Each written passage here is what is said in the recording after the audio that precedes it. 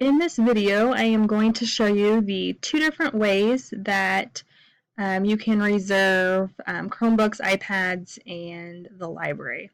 So the first way is I am simply in my Google Calendar, and then under other calendars, I will get everything shared with you. So you can see here I just came and turned on Chrome Part B.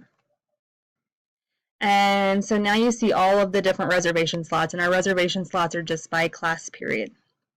So if I know I want them for period 1, I can click on that and then click to take me to this calendar's appointment page.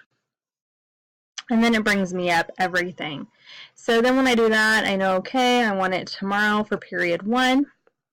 Click on that. Then to help out Mrs. Thornton, I'm going to delete out all of this stuff.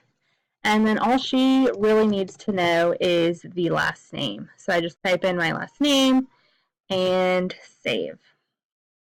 And since I'm going to show you the second way, I'm just going to stay here.